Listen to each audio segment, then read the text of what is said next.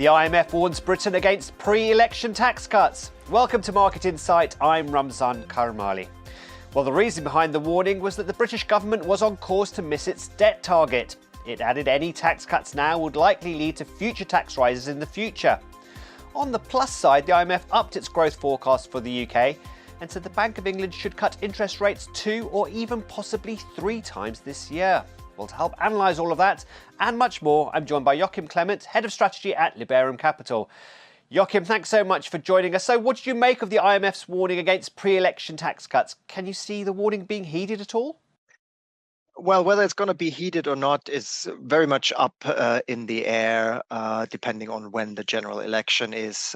But there's definitely no room for tax cuts. The IMF has estimated that there is at the moment a black hole of about 30 billion pounds sterling. Other people put that hole at an even larger number. And one thing is clear, while economic growth is as weak as it is right now in the UK, we don't really have the fiscal headroom to cut taxes even more, simply because there isn't enough revenue and not enough revenue growth to keep debt to GDP levels stable in the medium term. On the plus side, I suppose, though, the Bank of England possibly making 2, maybe even 3 rate cuts. Where do you stand on that? We expect them to make 4 rate cuts in the second half of this year, starting with the June meeting. That should accelerate UK GDP growth more and more as the year progresses. But it is still going to be a relatively weak economic growth picture. We've just had you just mentioned the IMF. They have upgraded their growth outlook in their update today as well. And we are roughly in line with the IMF view. Now, on the corporate front today, we heard from AstraZeneca. The pharma giant says it hopes that revenues will rise by around 75% to $80 million by 2030. That sounds pretty ambitious.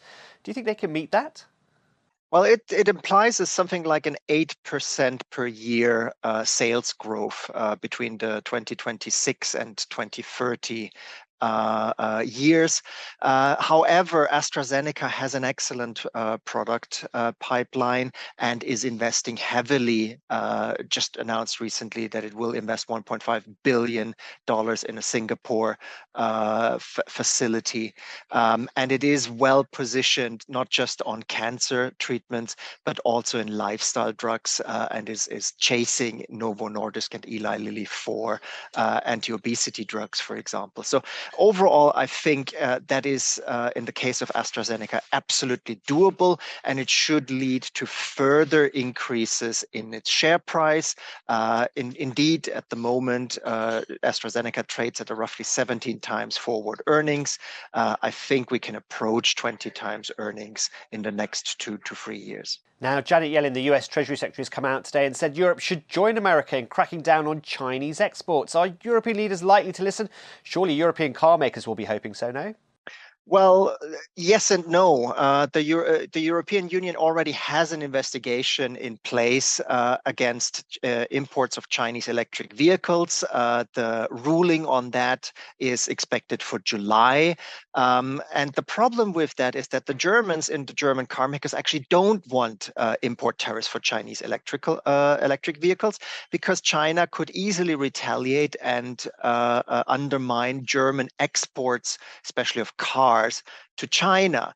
The French are much more in favor of these import restrictions because they have less to lose. But overall, from a kind of an economic perspective, we have to say that all of these tariffs and trade restrictions are actually bad for the economy.